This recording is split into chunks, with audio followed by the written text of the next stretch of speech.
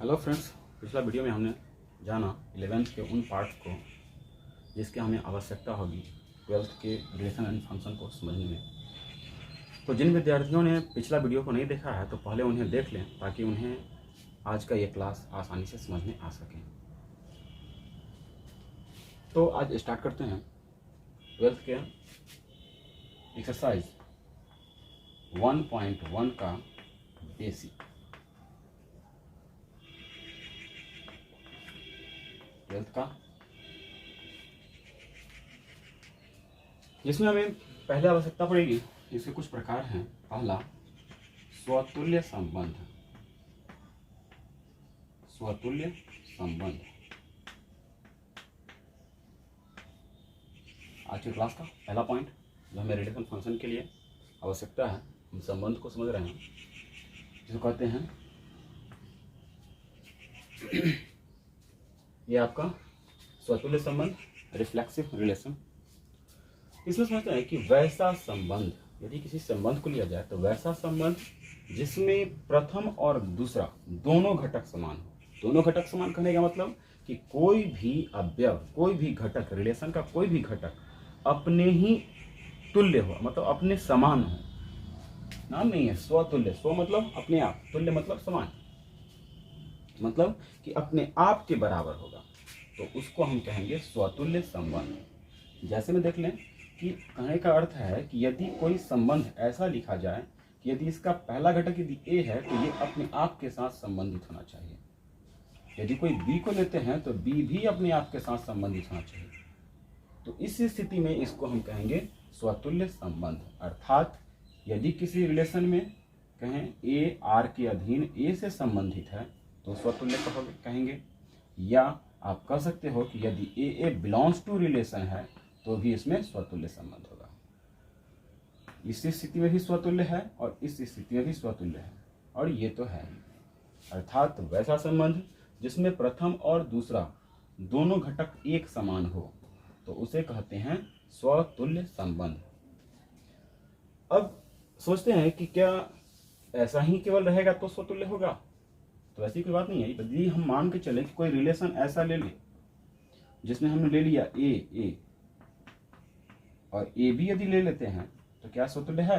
तो फिलहाल अभी तो नहीं है, लेकिन यहाँ पर यदि हम इसमें बी भी यदि हम डाल दें तो ये स्वतुल्य हो जाएगा, क्योंकि इस संबंध में जो भी घटक यूज हुआ है वो आया है ए और बी, और इस रिलेशन में ए का संबंध ए से और बी का संबंध बी से है, इसलिए इसमें स्वतुल्य संबंध होगा। यदि इसके अलावा यदि इसमें और भी यदि होता, सपोज दैट ए बी ए और बी, तो भी ये स्वतुल्य है। इस स्थिति में भी ये स्वतुल्य है। यदि सपोज दैट यदि इसमें आ जाता ए बी ए या ए सी, यदि ऐसा रहा है, फिर उसके बाद यदि बी यदि है तो ये स्वतुल्य नहीं है, क्योंकि ये में एक घटक बढ़ गया सी, जो अपने आप के साथ संबंधित नहीं है। यदि यहाँ भी यदि सी भी होता, सी, तो इस स्थिति में हम कहते हैं कि इसमें भी स्वतुल्य संबंध है। अर्थात यहाँ भी स्वतुल्य है, यहाँ भी स्वतुल्य है, यहाँ भी स्वतुल्य है, और ये तो है ही। इसको परिभाषिक तौर पे यदि कहें तो सीधा सा डायरेक्टली है, यदि वैसा संबंध जिसमें प्रथम और दूसरा दोनों घटक समान हो तो स्वतुल्य संबंध होगा। जैसे यदि ए आर के अधीन ए से संबंधित है तो भी स्वतुल्य है, ए बिलोंग्स टू रिलेशन है तो स्वतुल्य है। तो ये तो हो गया इसका बेसिक सा बात। हमें लगता है कि ये स्वतुल्य संबंध आपको आसानी से समझ में आ गया होगा। यदि कोई डाउट हो तो कमेंट में आप कर सकते हैं। चलते हैं दूसरा पॉइंट, सममित संबंध।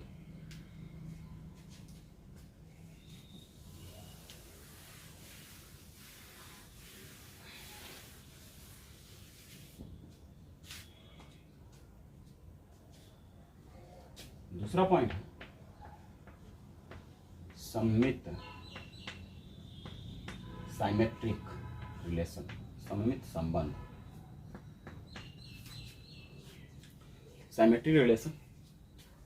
सममित संबंध में क्या होता है कि यदि किसी संबंध में कोई संबंध दे दिया जाए जिसमें प्रथम घटक जिससे भी संबंधित है, मतलब प्रथम घटक जिस मतलब जो संबंध जिसके साथ होगा, जिस प्रकार पहला संबंध दूसरा के साथ है ठीक उसी प्रकार दूसरा का पहला के साथ होना चाहिए। यदि ऐसा होता है तो हम कहेंगे सममित संबंध है। यदि ऐसा आपको दिखे कि पहला का संबंध जिस प्रकार से दूसरा के साथ है उसी प्रकार दूसरा का संबंध भी पहला के साथ होना चाहिए, अर्थात उल्टा वाला होना चाहिए, यदि ऐसा होता है तो कहेंगे सममित संबंध है। अर्थात इस बात को हम कह सकते हैं कि यदि किसी रिलेशन में ए बी बिलोंग्स टू होता है relation, A B belongs to relation, यदि A B belongs to relation तो हम कहेंगे कि B A belongs to relation होने पर सममित संबंध होगा, अन्यथा सममित नहीं होगा। इसी बात को आप कह सकते हो कि यदि ए आर के अधीन बी से संबंधित है तो बी का आर के अधीन ए से संबंधित होने पर आर में सममित संबंध होगा। अब इस बात को समझ लेते हैं कि और भी क्या हो सकता है कि जैसे मान के चलें कि कोई रिलेशन ऐसा दिया जाए कि इसमें हमें दे देता है ए का संबंध बी से है और बी का संबंध ए से है, लेकिन इसके साथ और भी देता है बी बी, तो क्या ये सममित है? तो 100% ये सममित है। कारण को समझते हैं कि यदि यहाँ पे हम बी बी लेते हैं तो इसके अनुसार जैसे कि कहता है कि उसका उल्टा होना चाहिए, तो यदि हम बी बी लेते हैं तो इसका उल्टा तो बी बी ही होगा। जैसे यदि मान के चलें कि पहला संबंध है ए बी, दूसरा संबंध है बी ए, तो यहाँ तक तो ये सममित है। फिर यदि बी बी लेते हैं तो इसका उल्टा होना चाहिए था, तो उल्टा तो इसका बी बी ही होगा। तो समुच्चय का नियम आपको याद हो तो हमने कहा था कि समुच्चय में कभी भी, अभी तक तो ये हो गया क्या सममित, अब तो हो गया, अभी तक तो ऐसा होता तो सममित होता, लेकिन समुच्चय का नियम कहता है कि किसी भी अवयव को आपको रिपीट नहीं करना है, मतलब किसी भी अवयव को एक ही बार आप लिख सकते हैं। तो जब ये है सममित और इसी चीज को हम यहाँ पर लिखेंगे तो यहाँ पर है ए बी तो A B, B A B A, B B तो बी बी, यहाँ पे फिर से आ गया बी बी। तो समुच्चय के नियम के अनुसार हम किसी भी अवयव को रिपीट नहीं कर सकते हैं, इसलिए इसको हम दोबारा नहीं लिखेंगे और ये सममित है, इसलिए ये भी सममित हो जाएगा। तो आप समझ सकते हैं यदि इस प्रकार से ये भी होता है तो आपका सममित संबंध होगा। क्लियर है? अब समझते हैं कि यदि मान के चलिए कि और भी यदि कुछ ले लिया जाए कि हम ले लें कि ए बी हो गया, बी ए हो गया और बी बी हो गया, चलिए यहाँ तक तो हम समझ लेते हैं कि हाँ मान लिए कि इसमें सममित है। अब क्या इसमें हम ए सी मिला दें तो क्या अभी भी सममित होगा? तो ये सममित नहीं है। अब कहोगे कि ए बी है, ए बी का उल्टा तो बी ए है, तो यहाँ से सममित बन रहा है, तो यहाँ से क्यों नहीं, तो इसको सममित क्यों नहीं कहेंगे? तो याद रखिएगा, स्वतुल्य बताना हो या सममित बताना हो या संक्रामक बताना हो, किसी एक घटक पे निर्भर नहीं करता है। हम जितना भी ले रहे हैं, जैसे कि हमने ए बी लिया तो ए बी का उल्टा होना चाहिए, उसी प्रकार बी बी है तो इसका तो हो ही रहा है। फिर ए सी को हम लेते हैं तो ए सी का उल्टा भी होना चाहिए, अर्थात यहाँ पर यदि सी ए भी मिलेगा तभी हम कह सकते हैं कि इसमें सममित संबंध है, अर्थात साइमेट्रिक होगा। यदि नहीं होता है तो उस समय में हम इसे नहीं कह सकते हैं। अर्थात आप इस बात को याद रखोगे, स्वतुल्य हो या सममित, कोई भी हम रिलेशन को बता रहे हो, स्वतुल्य के लिए या सममित के लिए, तो हर कंडीशन में होना चाहिए। ओके, लगता है ये भी क्लियर होगा। नेक्स्ट तीसरा देखते हैं।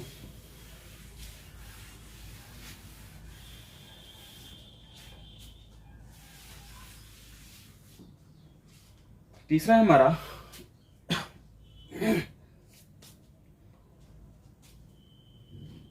पहला हो गया था स्वतुल्य रिफ्लेक्सिव, और दूसरा हो गया सिमेट्रिक, तीसरा ट्रांजिटिव, तीसरा है ट्रांजिटिव संक्रामक संबंध, संक्रामक संबंध।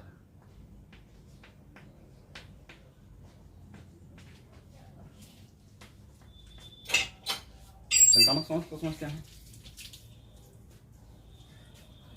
देखिए, यदि किसी संबंध के अंतर्गत ऐसा हो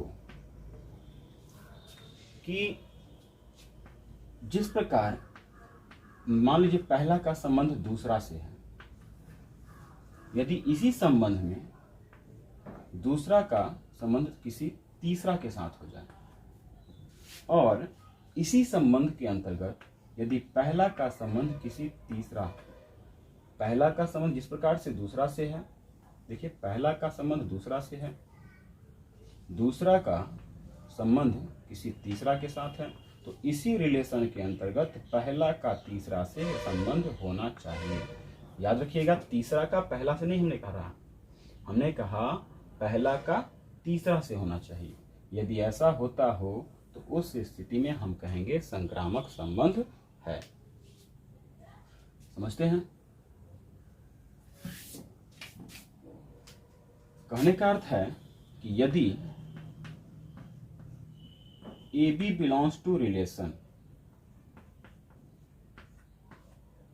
AB R का सदस्य है तथा BC belongs to relation, B का संबंध C के साथ के रिलेशन में है, तो यदि आपको मिले AC बिलोंग्स टू रिलेशन, तब हम कहेंगे कि इसमें संक्रामक संबंध है, अन्यथा संक्रामक संबंध नहीं होगा।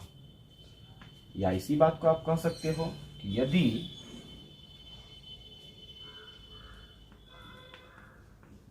A R के अधीन B से संबंधित है, B R के अधीन C से संबंधित है, तो A R के अधीन C से संबंधित होना चाहिए। यदि ऐसा होता है तो संक्रामक संबंध होगा, अन्यथा संक्रामक संबंध नहीं होगा।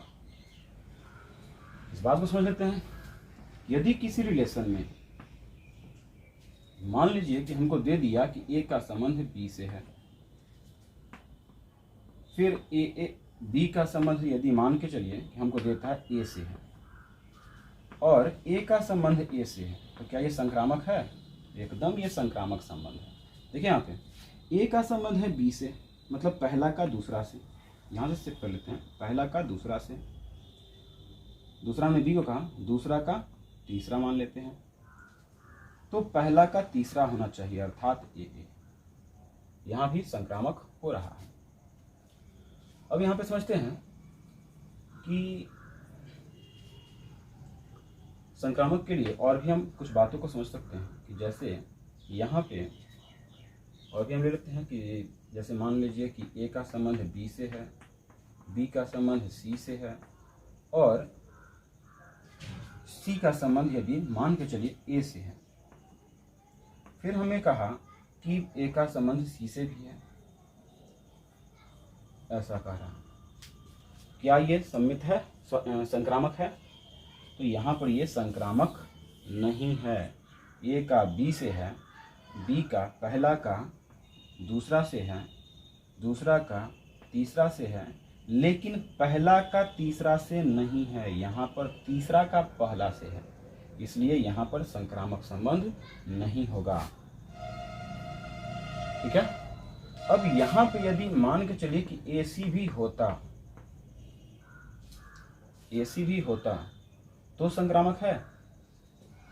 तो देख सकते हैं A का B से है, B का C से है, तो A का C से यहाँ पर तो हो गया, तो इसके लिए तो हम कह सकते हैं कि हाँ यहाँ पर पहला का तीसरा से हो गया।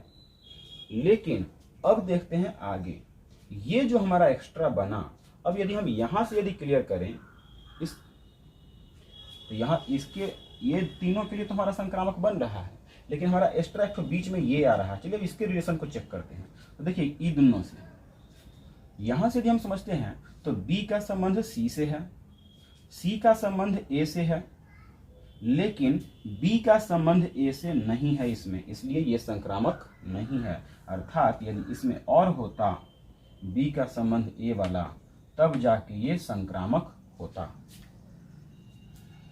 तो मुझे लगता है ये भी आपको समझ में आ गया होगा। अर्थात एक बात को आप ध्यान में रखिएगा कि स्वतुल्य चेक करना हो या सममित चेक करना हो या संक्रामक चेक करना हो, कोई भी यदि चेक करना हो, तो ये कंडीशन आपको हमेशा याद रखना होगा कि हर स्थिति में जितना बार दिया जाए, हर स्थिति में यदि स्वतुल्य चेक करना है तो स्वतुल्य होना चाहिए, सममित चेक करना है तो सममित भी होना चाहिए, और हर एक स्थिति में संक्रामक भी होना चाहिए। यदि कोई भी एक ऐसा अवयव आ जाए जो संक्रामक का या स्वतुल्य का या सममित के नियम का पालन नहीं कर रहा है, तो उस स्थिति में वह यदि स्वतुल्य का पालन नहीं कर रहा है तो स्वतुल्य नहीं होगा। जैसे मान लीजिए कि कितना भी है ए बी सी, हम मान लीजिए ABCD यूज कर रहे हैं डी तक, ए है, बी है, सी है, लेकिन डी नहीं है, तो स्वतुल्य नहीं होगा। किसी भी परिस्थिति में यदि कोई एक भी अवयव नियम को पालन नहीं करेगा तो उस स्थिति में उसको हम नहीं ले सकते हैं। ठीक है, हमें लगता है ये भी आपको आसानी से समझ में आ गया होगा। ओके, हम कुछ इस मैटर पे और भी कुछ बात कर लेते हैं।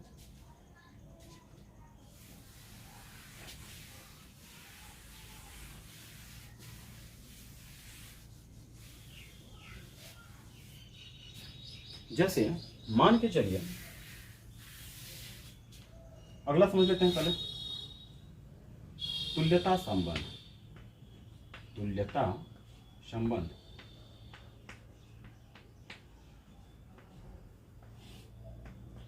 इसमें क्या है समझते हैं कि यदि कोई ऐसा संबंध लिया जाए जो स्वतुल्य भी हो जाए, सममित भी हो जाए और संक्रामक भी हो जाए।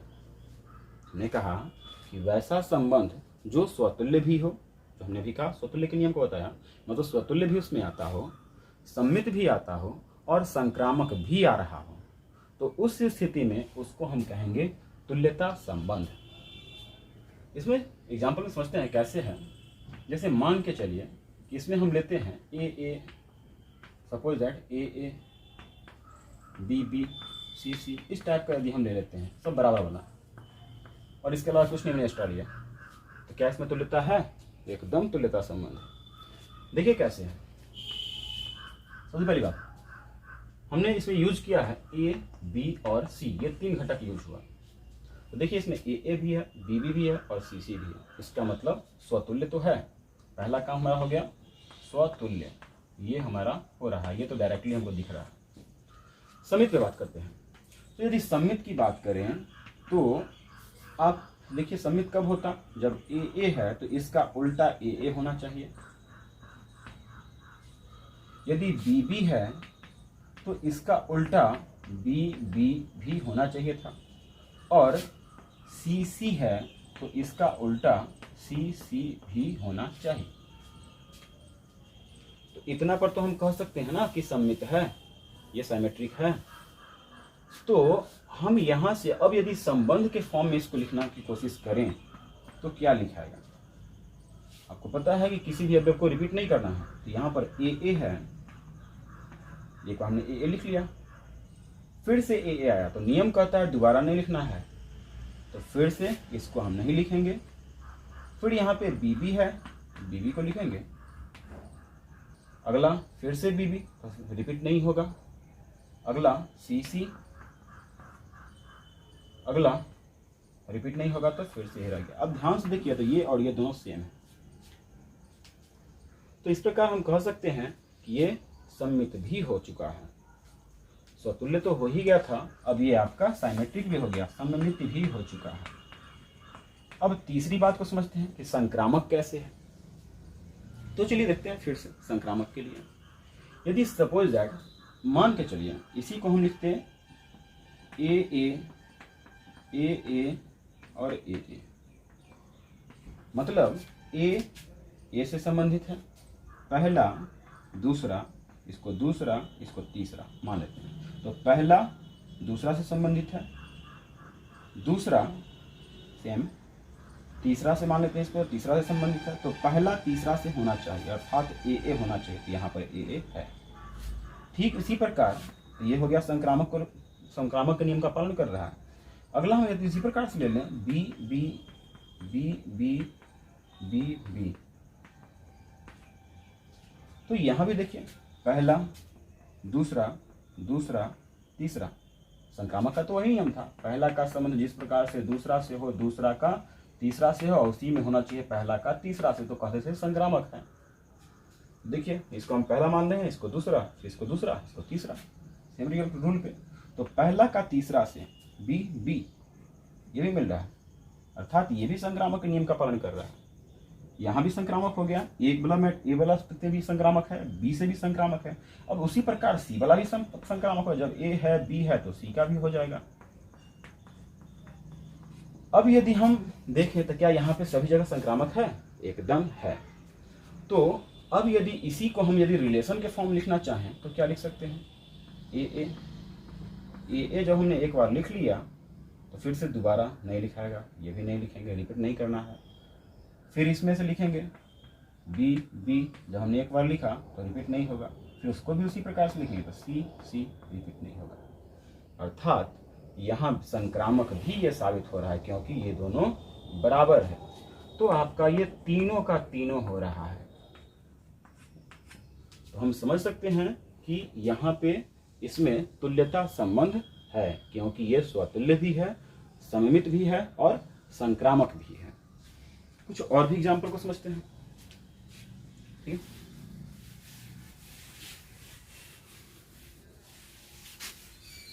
अगला देखते हैं कि यदि इक्वल वाला ना होकर किसी और को हम ले लें। सपोज दैट कोई ऐसा एक रिलेशन लिया जाए जिसमें ए का संबंध बी से है, ठीक है, और बी का संबंध ए से है, और यदि इसी रिलेशन में ए का संबंध ए से दे रहा है तो देखिए इसमें यूज हो रहा है ए और बी। तो देखिए इसमें ए तो है, बी बी नहीं है, ए है, बी बी नहीं है, इसका मतलब स्वतुल्य नहीं है। यदि सपोज दैट इसमें बी बी भी होता तो हमको ए बी बी दोनों मिल गया, इसका तो स्वतुल्य हो जाता। तो अब हो गया ये स्वतुल्य। सममित की बात करें तो इक्वल वाला तो आपको पता है कि उल्टा करेंगे तो आ ही जाएगा, तो इक्वल वाला पे तो हमको दिमाग लगाना नहीं है। यहाँ पर देखिए सममित के लिए ए का बी से है, बी का ए से है, मतलब ये सममित भी है। और संक्रामक की बात करें तो देखिए पहला का दूसरा से, पहला का दूसरा से, दूसरा का तीसरा से, तो पहला का तीसरा से होना चाहिए था। तो यहाँ पर देखिए पहला ए तीसरा ए है, इसका मतलब संक्रामक भी है, अर्थात यहाँ भी तुल्यता संबंध है। तो इस प्रकार से हम समझ सकते हैं स्वतुल्य, सममित, संक्रामक और तुल्यता या समतुल्य। तो मुझे लगता है आज का ये क्लास आपको अच्छी तरह समझ में आ गया होगा। कल हम इस एक्सरसाइज के क्वेश्चंस को क्लियर करेंगे, उसको सॉल्व करेंगे। Okay, good bye. तब तक इसे देखकर अच्छे से समझ लीजिए।